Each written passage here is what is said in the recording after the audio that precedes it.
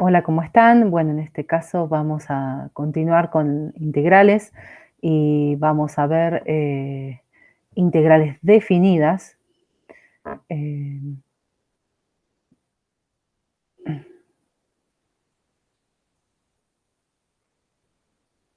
que es la segunda parte, y vamos a ver un poco, para motivar la definición, un poco de sumas de Riemann.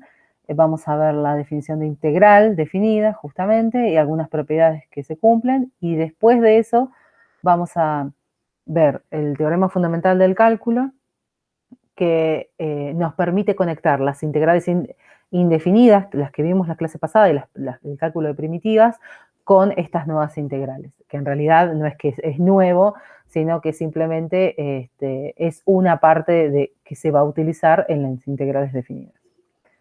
Entonces vamos a hablar un poco del primer tema, que es sumas de Riemann, para motivar un poco la definición de integral definida. Una partición de un intervalo AB en n intervalos, ¿sí? Es simplemente agarrar un intervalo del intervalo real AB y ponerle n puntos en el medio, de modo que en realidad me va a quedar, el primer punto va a ser A y el n más 1 va a ser B, y después en el medio n puntitos, ¿sí? Y me van a quedar n intervalos, ¿sí? Tengo n más 1 puntos y n intervalos. De longitud, por ejemplo, la longitud del primer intervalo, que sería el intervalo AX1, sería X1 menos A, o sea, lo que valen. Esa sería la longitud del primer intervalo. La longitud del segundo intervalo, el delta X2, sería X2 menos X1, o sea, la diferencia entre los extremos de los intervalos, ¿sí? En particular, no, para simplificar un poco la cuestión, nosotros le vamos a pedir que esta partición en n intervalos, ¿sí? N es un número que yo pongo, ¿sí? Mientras más grande los intervalos van a tener una longitud más chiquita. Lo que sí les voy a pedir es que todos los intervalos sean iguales de longitud. O sea que estos puntos están equiespaciados. Es decir, que si la longitud puede ser, no sé, un medio, 5, lo que fuera, pero es igual en todos. O sea que esos puntos están todos equidistantes. Por ejemplo, el intervalo 0, 1, y voy a hacer una partición en n subintervalos, voy a tomar n más 1 puntos, y todos los intervalos van a tener longitud 1 sobre n. Eso lo propongo yo. Por ejemplo, para el caso n igual 5, voy a tener el 0, después voy a tener el punto 1 quinto, 2 quintos, 3 quintos, 4 quintos y 5 quintos, que es 1. Y el delta x va a ser constante y va a ser 1 quinto. La diferencia, o sea, la longitud del intervalo 0, 1 quinto es 1 quinto, la del intervalo 1 quinto, 2 quinto también, y así. Entonces, estos son 5 intervalos. Entonces, si tenemos una función continua definida en el intervalo 0, 1 o en el intervalo AB, ¿sí? Lo que vamos a tomar como válido, que en realidad nosotros no lo vimos ahora durante la cursada, pero va a estar como el material para el final, es que si yo tengo una función continua en un intervalo cerrado y acotado, la función alcanza sí o sí extremos absolutos. Vieron que nosotros no vimos extremos absolutos, sino que vimos relativos. Bueno, los extremos absolutos los puedo fijar cuando la función está definida sobre un intervalo cerrado y acotado y la función es continua. Básicamente porque una función continua en un intervalo así no se puede ir a infinito, ¿sí? No puede irse a infinito y mantener la continuidad en el intervalo cerrado y acotado. Ahora, si el intervalo no es acotado, puede pasar cualquier cosa, ¿sí? Pero como tiene que ser también acotado el intervalo, entonces no. Entonces voy a tener un valor mínimo de imagen y un valor máximo de imagen. Entonces, lo que voy a hacer es, en cada intervalito, ¿sí?, que armo de la partición, voy a tomar el mínimo, lo voy a denotar así, y voy a tomar el máximo, lo voy a denotar así, ¿sí? Entonces, las sumas inferior y superior de Riemann son estas sumas, donde está el mínimo del primer intervalo por la longitud del primer intervalo, más el mínimo del segundo intervalo por la longitud del segundo intervalo, y así sucesivamente hasta el último intervalo, el mínimo del último intervalo por la longitud del último intervalo. Como yo puse una partición del mismo tamaño, estas longitudes son iguales, entonces yo las simbolizo como delta x. Entonces esto me va a dar M1 por delta X, M2 por delta X, o lo simbolizo así. Y este símbolo lo van a empezar a ver en distintas materias, es la suma desde i igual 1 hasta n de mi por delta x. Simboliza cada uno de estos términos. O sea, el término general es esto. O sea, el mínimo, ¿sí? Fíjense que si le pongo al i1, tengo m1 por delta x, que es este. ¿Sí? Y lo que hago es sumar. Esta es la letra griega sigma mayúscula. ¿Sí? Y la suma superior de Riemann va a ser el máximo del primer intervalo por el delta x, el máximo del segundo intervalo por el delta x, y así sucesivamente hasta el máximo del último intervalo por el delta x. Todo eso sumado. Entonces también es una sumatoria, pero de los máximos por los delta x. O sea, la diferencia es quién pongo acá como valor de f. Acá puse el mínimo, o sea, f de algún x del intervalo que me da el mínimo, y acá f de algún otro x que me da el máximo. Hay otras posibles sumas de Riemann. Estas son dos posibles sumas, son especiales, suma superior e inferior de Riemann con una partición regular. Podría pasar que la partición no fuera regular. ¿Qué quiero decir esto? Que la longitud de los intervalos no sea constante, ¿sí? ¿Y la idea cuál es? La idea es que esta suma cada vez tenga más términos, es decir, que yo vaya agrandando el n. Cada vez, si yo te agrando el n, al principio tenía, por ejemplo, puse un ejemplo con 5, podría poner n igual 10, n igual 15, y lo que va a pasar es que cada vez voy a tener más sumandos, pero el delta x lo que va a pasar es cada vez más chiquito, ¿sí? Porque si yo pongo en un mismo intervalo fijo cada vez más puntos, los intervalitos resultantes, aunque sean equidistantes o no, van a tener cada vez longitud más chica. Entonces, las particiones podrían llegar a no ser regulares, a mí no me importa, pero lo que les quiero decir es que lo pueden encontrar así en la bibliografía. Y a veces también en lugar de la suma superior e inferior, o sea, del mínimo y el máximo, por ahí tienen un f de algún punto en particular del intervalo, no tiene por qué ser. Esas son sumas de Riemann generales, o sea, donde yo agarro una partición cualquiera, evalúo a f en el intervalo, en cualquier punto que se me ocurra a mí, y sumo. O sea, esta es una suma de Riemann genérica. La suma desde n, tengo n intervalos y tengo n puntitos en cada uno de los intervalos, y hago f en cada uno de esos puntitos por el delta, o sea, la longitud del intervalo, y lo sumo. Estas son distintos tipos de sumas de Riemann y cómo se simbolizan. Acá está la misma función, ¿sí? Esto que está acá, fíjense que acá sería el A, el B y el A. Tengo algo mejor por acá.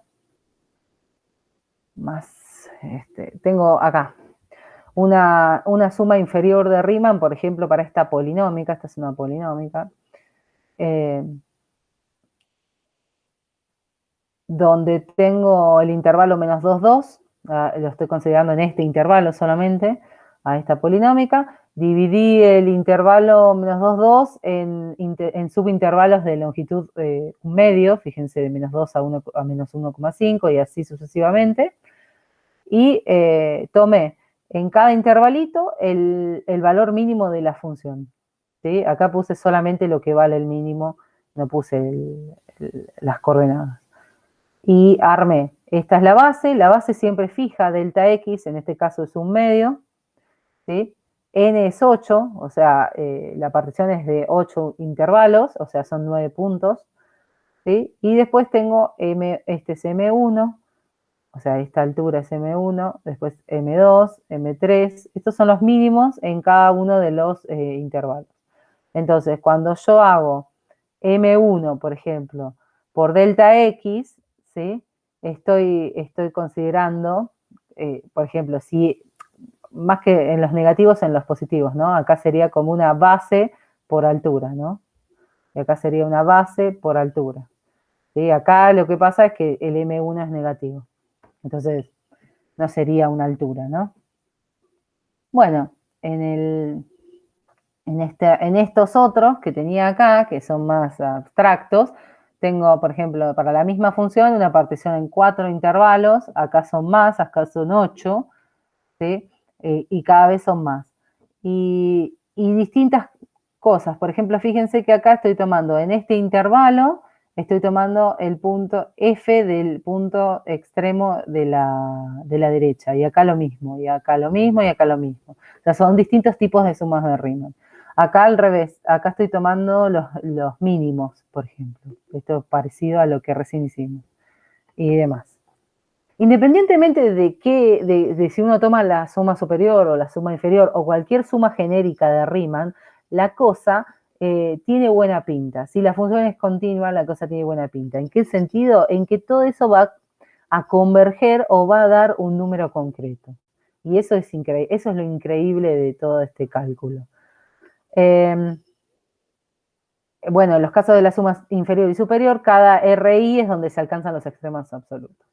Que yo lo había escrito por acá, los RI estaban en el intervalo. Y muchas veces esos RI pueden ser los extremos del intervalo, ¿sí? Porque por ahí la función, por ejemplo, si es estrictamente creciente, entonces los máximos van a ser los puntos de la derecha y los mínimos se van a alcanzar en los de la izquierda. Para cualquier partición lo que pasa es lo que comenté hace un ratito. Cuando n tiende a infinito, o sea, cuando la cantidad de puntos tiende a infinito, la cantidad de intervalos tiende a infinito, la longitud de los mismos se va a cero. Eso es porque tengo un intervalo finito, ¿sí? Entonces, si yo tengo un intervalo finito, lo puedo dividir en infinitos subintervalos, pero cada vez de longitud más pequeña. Y además, si la función es positiva, fíjense, cada base por altura es el área de un rectángulo, ¿sí? Es lo que hace un ratito les decía. Entonces, si la función es toda positiva, voy a tener una suma de áreas. Y la suma superior y la inferior de Riemann, lo que tienen de interesante es que la suma inferior de Riemann es si yo aumento el n, o sea, es creciente. O sea, si yo aumento la partición, o sea, si yo tenía 10 intervalos y paso a tener 11, la suma me da cada vez más, ¿sí? Y la otra, la suma superior, cada vez me da menos, o sea, es decreciente. La primera es la más grande y después va decreciendo. O sea, que a medida que aumento el n, va decreciendo la suma superior y va creciendo la suma inferior, ¿sí? Y cada una representa suma de áreas de rectángulos en el caso de que f sea positivo, mayor o igual que 0.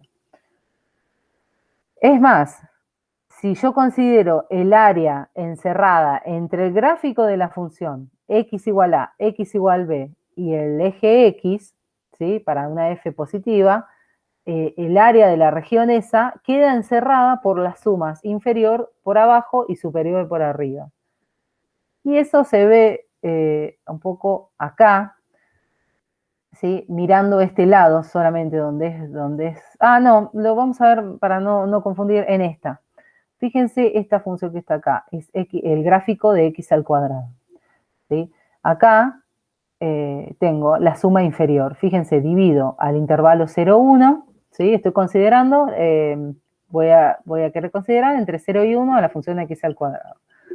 Divido en 8 intervalos. En los dos casos son la misma cantidad de intervalos y son los mismos puntos que tomo, ¿sí? Para el caso de la suma inferior, como la función x al cuadrado es creciente, en la suma inferior me quedan los puntos, o sea, los mínimos van a estar en el intervalo, se van a alcanzar en los extremos de la izquierda de cada uno de los intervalos, ¿ven? Entonces, cuando haga base por altura, me va a quedar el área de este rectángulo, el área de este rectángulo y así. Entonces, la suma de las áreas de estos rectángulos, ¿sí? Como se ve acá, me da como resultado el área de esta escalerita y es menor que el área encerrada entre la curva x al cuadrado y el x igual 1 y el eje x. Se ve claramente porque me quedan estos espacios en blanco. Ahora, cuando uso la suma superior de Riemann, como la función es creciente, se alcanza en el otro extremo, en el extremo de la derecha, en cada uno de los extremos de la derecha, y me queda base por altura y me quedan áreas de rectángulos. Cuando yo sumo esas áreas de rectángulos, lo que me queda es el área de la escalera, que claramente está por arriba de la curva, y es más grande el área esa total que el área debajo de la curva de f. Entonces, esto es lo que se ve acá, es esto que yo les decía. Entonces, la suma inferior me da menos y la suma superior me da más que el área encerrada. El área encerrada sería toda la región encerrada entre x al cuadrado, entre y igual a x al cuadrado, x igual 1, x igual 0 y el eje x. En este caso coinciden con los extremos de los intervalos, tanto para la suma inferior como la superior, porque f es estrictamente creciente. Pero como vimos en los ejemplos, en los otros gráficos, no necesariamente tienen que pasar eso. Si la función no es creciente. Bueno, entonces, la integral definida para una función continua, primero vamos a decir que una función continua en un intervalo abierto a b es una función integrable en el intervalo cerrado a b, y además el límite, la suma superior y la suma inferior de Riemann, cuando n tiende a infinito, o sea, cuando la cantidad de intervalos tiende a infinito, da un número. Ese número lo llamamos I, que va a ser la integral definida de f en el intervalo AB. Y eso tiene esta notación. Lo que estoy diciendo acá es lo siguiente. Lo que estoy diciendo acá es,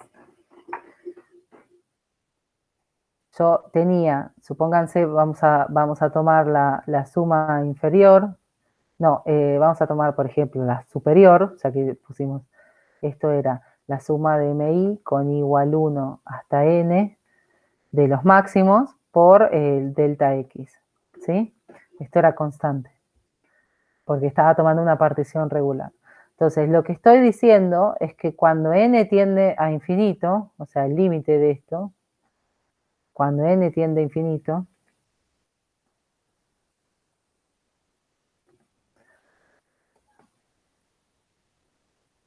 delta x, lo que estoy diciendo es esto, ¿sí?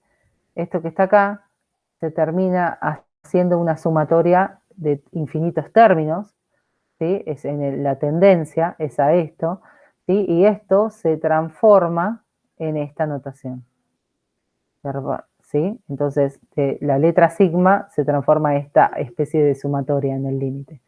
Esto, ¿sí? Como dijimos que delta x se va a 0, esto se transforma en un diferencial, ¿sí? Y esto, el m, era f en un punto, ¿sí? Entonces, fíjense que lo que me queda es f de x diferencial x. O sea, esto tiende a un diferencial y esto tiende a lo que vale la función, ya no en un solo punto, sino en todo el intervalo. Entonces, en el límite, la suma superior, lo hice con la superior, pero con la inferior pasa exactamente igual, la notación de integral definida, y que le sonará mucho a la notación de integral indefinida también, esta S larga, tiene que ver con un límite de una sumatoria, ¿sí? O lo que uno llamaría, si hubiéramos visto, una serie. Esto es una serie. Para el que vio series, esto es una serie que converge. Es una serie convergente. O sea, da un número. Eso es, fíjense que lo que estoy diciendo es que estoy sumando infinitos términos y que eso me da un número finito. Eso es bastante loco. Entonces, si la función es continua, eso me da un número finito y ese número se simboliza así. Entonces, la notación que nosotros habíamos visto para integrales y yo les dije, bueno, vamos a ver después por qué tiene que ver con este límite, ¿sí? Después, todavía nosotros no linkeamos esto con las integrales indefinidas, pero paciencia, pero por el momento acéptenme esta notación y vamos a ver. La primera cosa a tener en cuenta de la integral definida de f en el intervalo AB, fíjense que la diferencia en la notación con las integrales indefinidas es que acá hay un intervalo. En las otras no, es una integral en todo el dominio de f. La primera cosa a tener en cuenta que esta cosa, este objeto, proviene de un límite de números, ¿sí? Y me da un número, no una función, ¿sí? Esa es la primera diferencia con las integrales indefinidas. Después, si la función es mayor o igual que 0, la integral definida, como mencioné hace un ratito, es el área encerrada entre el gráfico de f y el intervalo AB, ¿sí? Y eso, y siempre me da mayor o igual que 0. O sea, si la función no es no es constantemente cero, me va a dar positivo, ¿sí? Pero si la función tiene cualquier signo o cambia de signo, no voy a poder decir nada sobre el área de abajo ni arriba de la curva, ¿sí? Eso lo vamos a ver más adelante. Por ahora, solo si f es mayor o igual que cero, eso me da el área encerrada, de la región encerrada, debajo de la curva. Si la función, porque hasta ahora habíamos hablado solo de continuidad, si la función es discontinua, en finitos puntos, 1, 2, 3, los que fuera, pero finitos, y del intervalo, pero en ninguno de ellos se va a infinito el límite, o sea, básicamente es que el límite no exista, por ejemplo, pero que sea acotada, también va a ser una función integrable y también voy a poder definir la integral definida. O sea que la definición de integral definida es mucho más amplia que para funciones continuas. Entonces, vamos a ver algunas propiedades. Fíjense que hasta ahora no calculamos ni una integral. Entonces, para poder calcular algunas integrales, vamos a usar algunas propiedades que vamos a dar como válidas y después vamos a ver cómo usamos las integrales y primitivas vistas en la clase pasada para calcular esto. Por ahora no sabemos cómo hacerlo. Si yo tengo dos funciones integrables, acá ya puse integrables, o sea, son o continuas o discontinuas en infinitos puntos, ¿sí? Entonces, la integral de f entre a y a, o sea, entre el mismo punto, me da 0, ¿sí? Porque el intervalo es el intervalo de longitud 0. La integral entre a y b de f es menos la integral entre b y a, perdón, la integral entre b y a de f, fíjense que invertí acá, a es más chico que b, acá estoy haciendo al revés, es menos la integral entre a y b. O sea que yo puedo invertir los extremos de los intervalos y lo único que me cambia es un signo. Para toda constante, la integral básicamente la integral de una constante por f, por una función, sale la constante, es la constante por la integral de la función. Eso es igual que en las integrales indefinidas. Y la integral de la suma es la suma de las integrales, eso también. Lo mismo con la resta, no lo escribí acá, pero es igual. Y algunas propiedades interesantes, extras, es que si f es una función que es menor o es más chica que g en todo el intervalo AB, no lo puse acá, pero en el intervalo donde me interesa, entonces puedo comparar sus integrales. Así como puedo comparar a f con g, puedo comparar sus integrales. Esta es una propiedad de comparación. Si yo tengo un punto en el intervalo AB cualquiera, la integral entre a y b de f es igual a separar, a partir la integral en dos, de a a c y de c a b. Esta propiedad de aditividad es recontra interesante, muy interesante, se usa un montón. O sea, si yo tengo, sobre todo, por ejemplo, si yo acá tuviera una función como, no sé, como el módulo de x, ¿no? Y de acá tuviera el intervalo menos 1, 1, por ejemplo, podría separar entre el intervalo menos 1, 0 y el 0, 1. Eso estaría bárbaro. Seguro hay algún ejercicio en la práctica de eso. Si la función es impar, impar era que escupía signo, básicamente, que f de menos x era igual a menos f de x para todo x. Por ejemplo, el seno de x es una función impar. Por ejemplo, x al cubo es una función impar. Los polinomios de grado impar son impares. Entonces, la integral entre menos a y a de f me da 0. Acá es el mismo a, fíjense, o sea, sería, no sé, si a es 2, es entre menos 2 y 2, entre menos pi y pi. Esto lo van a usar muchísimo en matemática avanzada, en otras materias, ¿sí? Cuando vean series y transformadas de Fourier y esas cosas, se ve muchísimo. Entonces, les decía que esta integral da 0 porque si usando la aditividad, la integral lo que, perdón,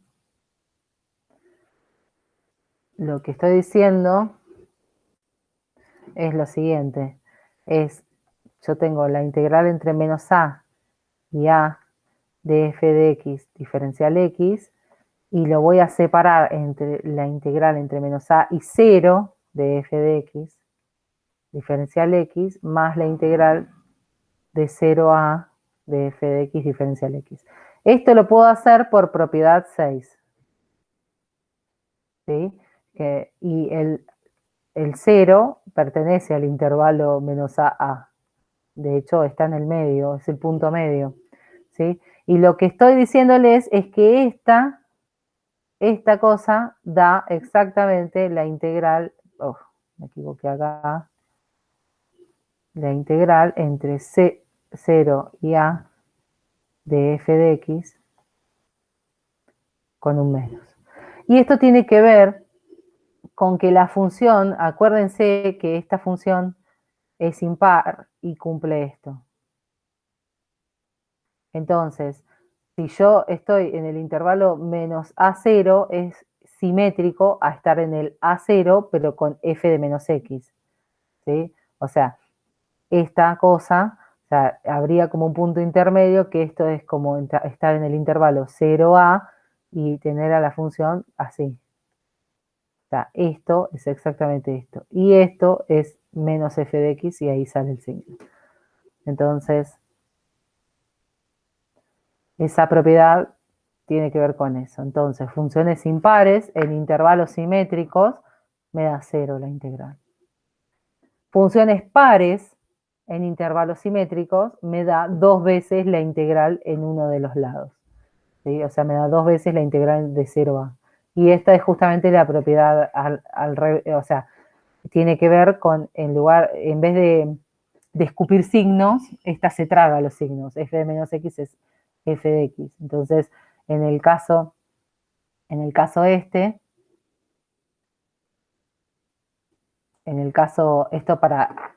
esto era para f impar.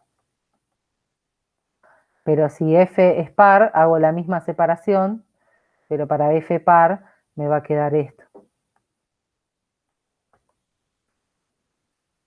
¿Por qué? Porque esto que está acá, en el caso de f par, me da exactamente f de menos x, me da f de x. Entonces se traga el signo, esta lo escupe, ¿sí? Entonces tiene que ver con eso.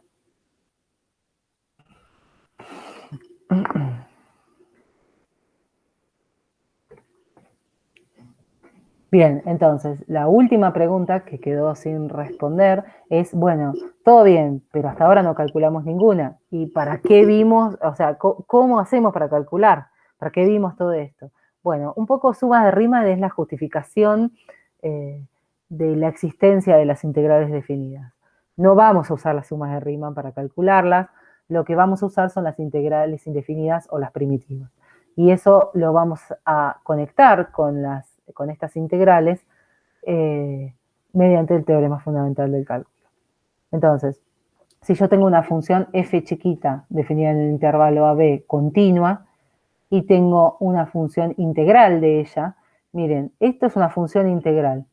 Esto que está acá, voy a usar, ya que estoy, uso en la pizarra, ¿qué es una función integral? O sea, lo que es la integral entre a, o sea, f es una función definida entre a y b, ¿sí? Continua. Y lo que estoy diciendo es esto. Yo agarro esa función y le calculo, esto es, fíjense, si yo pongo f de a, esto me da la integral entre a y a de f de t de t. Acá cambié la letra y no puse x porque si no es re confuso, ¿sí? Y fíjense que la integral entre a y a de cualquier cosa me da 0. La integral, no sé, la integral f de b me da la integral entre a y b de f de t de t. Y eso es un número también. Entonces, para cada x que yo ponga, me va a dar una integral definida, o sea, me da un número. O sea, da esta f, ¿sí? Que también está definida de AB en R, ¿sí? Me da números, ¿sí? Lo que pasa es que no tengo ni idea cómo manejar esto. Bueno, el teorema este me va a decir cómo manejar esto. Entonces, si yo tengo esa función integral,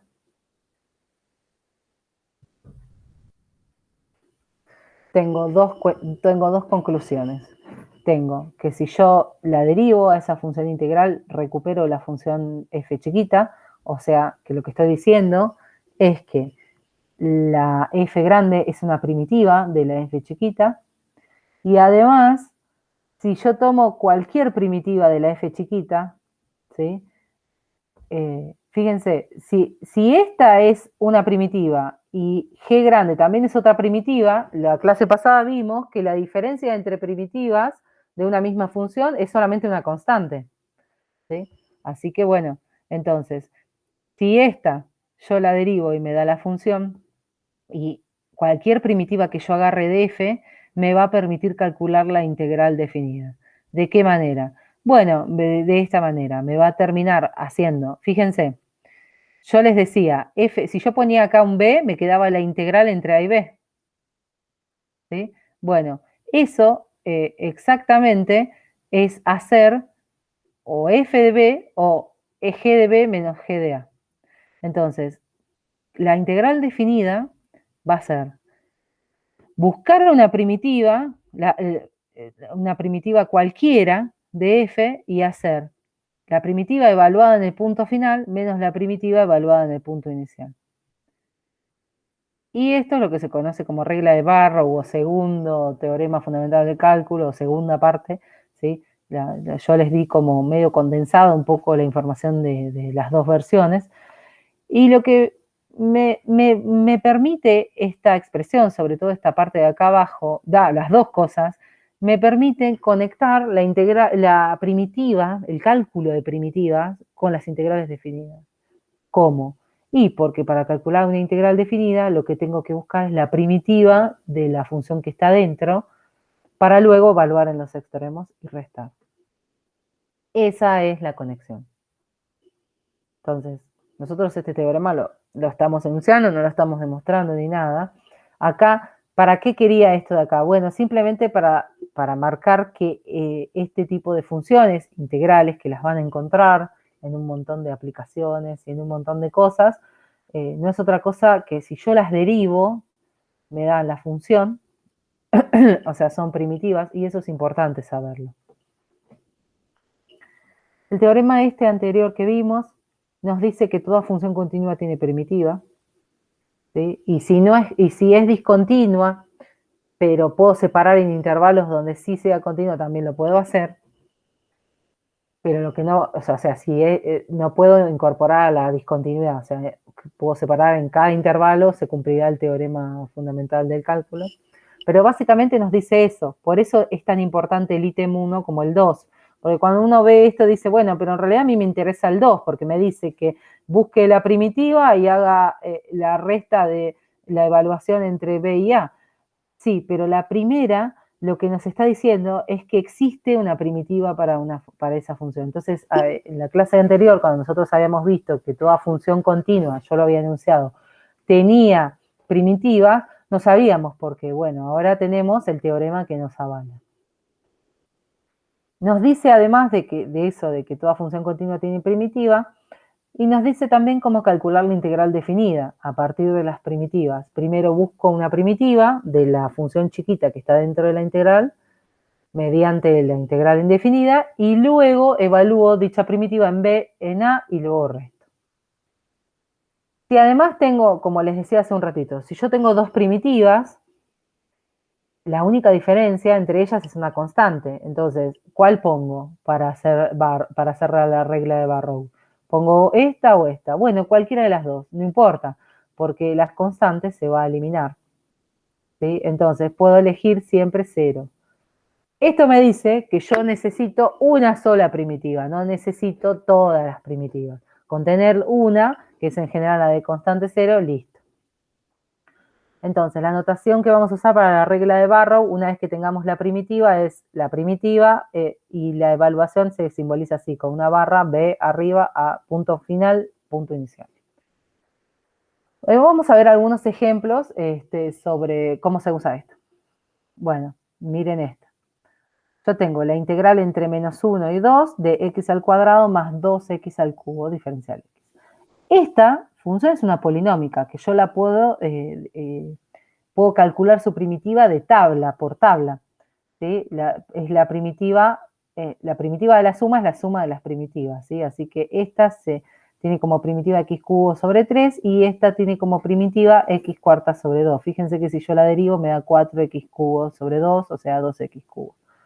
Y eso, según la notación de Barrow, evaluado entre 2 y menos 1. Primero evalúo en el punto, en el punto más grande y luego evalúo en el más chico y resto, ¿sí? Entonces es 2 al cubo sobre 3 más 2 a la cuarta sobre 2 menos, y acá hay que ser muy prolijo, paréntesis o corchete, evalúo en menos 1. Menos 1 al cubo sobre 3 más menos 1 a la cuarta sobre 2. Fíjense que acá lo hice bastante prolijo. Fíjense que acá adentro me queda menos un tercio y este queda un medio. Y después junto todo lo que tiene denominador 3, que sería 8 tercios. Y acá es menos por menos más un tercio, o sea, 8 más 1 sobre 3. Y acá tenemos 16 medios, o 8. ¿Sí? Acá este quedó positivo, pero con este signo se hace negativo, o sea que quedó 16 menos 1 sobre 2. Y esto me da 21 medios. Acá lo hice casi todo juntito, porque porque la primitiva de esto salía directo, de tabla, ¿sí? Hay que ser muy cuidadoso con los signos, pero, por ejemplo, esta, que también sale por tabla, es la primitiva de esta suma, es la primitiva de esto más la primitiva de esto. La primitiva del seno es una primitiva del seno es menos coseno de x y una primitiva del coseno es seno. Así que me queda menos coseno de x más seno de x entre menos pi y pi. Evalúo todo en pi y luego le resto evaluar todo en menos pi. Entonces, si evalúo en pi me queda menos coseno de pi más seno de pi y después resto evaluar en menos pi. Menos coseno de menos pi más menos seno de menos pi. Los senos valen 0, los senos de pi y menos pi. Y después me queda menos coseno de pi, que es menos menos 1, o sea, da 1. Y acá tengo coseno de menos pi es menos 1. Con el menos de acá me queda 1. Con este menos me vuelve a quedar negativo. Así que me queda 1 menos 1 y esto me da 0. Y el último ejemplo, que es este, donde capaz que esta integral, yo tengo en el primer paso que buscar una primitiva de esto y lo que les va a pasar es que no les va a salir tan de tabla la cosa, porque hay varias cosas complicadas. Entonces, lo que vamos a hacer es buscar una primitiva de quién. Bueno, primero uno hace lo que uno va a hacer es esto. Nosotros tenemos el cálculo auxiliar, ¿sí? Va a ser primero calcular una integral indefinida. A la 3x menos 4. Ay, perdón, vuelvo. 3x menos 4, sí. Esto es el primer paso, ¿sí? Entonces, para esto voy a hacer una sustitución. ¿Sí? Si la puedo, a ver, después cuando se pongan cancheros con el cálculo de indefinidas, por ahí ni tienen que hacer la sustitución, pero si hago la sustitución voy a sustituir 3x menos 4 y el diferencial t va a ser 3 diferencial de x, porque es la derivada de esto. O sea que acá, fíjense, como esto que está acá es t, pero yo no tengo un 3, entonces lo que hacíamos, para eso tiene que tener bien aceitada ya la clase anterior, hago esto, paso el 3 dividiendo. Entonces, ahora sí, esto que está acá me queda como un tercio diferencial t. ¿Sí? Entonces, si hago la sustitución, me queda la integral indefinida de e a la t por un tercio diferencial t. ¿Sí? Y sigo en que creo que ahí ya está todo escrito. Acá está la sustitución. Acá está esta integral, sale el un tercio y me queda la integral indefinida de e a la t. Entonces me queda un tercio por e a la t más k. ¿Por qué va el k? Y después sigo. vuelvo a la variable x, ¿no? Que es lo que me interesa, que es 3x menos 4. Entonces reemplazo y me queda 1/3 de e a la 3x menos 4 más k. ¿Por qué está el k acá? Porque yo estoy calculando en este paso una integral indefinida. Y si estoy calculando una integral indefinida, el k va, porque estoy calculando todas las posibles primitivas. Ahora, cuando yo voy al segundo paso, elijo k igual 0 y aplico la regla de Barrow para resolver. ¿Por qué? Porque nosotros ya vimos que aunque deje el k, se suma y se resta y desaparece. Entonces, esta integral, que es la definida, es esta función evaluada en 2 menos esta función evaluada en 0. ¿Sí? Entonces, si evalúo en 2 y en 0, me queda este resultado. ¿Sí? Porque en ambos me queda un 1/3 que puedo sacar el factor común y me queda e a la 6 menos 4, que es e a la 2, y después me queda menos e a la 0 menos 4, que me da menos 4. ¿Sí? Entonces, lo que les va a pasar seguramente en muchos ejercicios de la práctica es que para esta primera parte van a estar un rato largo y van a tener que tener bastante ejercitado el cálculo de integrales y primitivas, y para esta segunda parte tienen que tener ejercitada hacer cuentas, básicamente. Se puede hacer bastante cuentoso, pero de números, ¿sí? Entonces, bueno, acá tienen las páginas en el libro, consulten el libro también para ver otros ejemplos y demás. Los ejercicios que pueden hacer de la práctica 6 están divididos en dos. El 6 y el 7 tienen que ver con este tipo de cosas, que tienen que ver con ejercitar. Y del 10 al 12 son ejercicios del teorema fundamental del cálculo, que yo se los recomiendo que los dejen para el final de la cursada, porque es donde uno ya tiene que tener más asimilado un poco las cuentas, dejarlas de lado y pensar un poco más en el teorema, ¿sí? Entonces, en principio lo que nos interesa es poder calcular integrales y después entender el teorema bien. Entonces, por ahora, estos ejercicios yo los ubiqué al final justamente por eso. Bien, entonces con esto todavía no pueden terminar la práctica, quedan algunos ejercicios de cálculo de áreas que lo vamos a ver en una clase, en una tercera clase, que esa sí va a ser la última de la cursada. Bueno, nos vemos.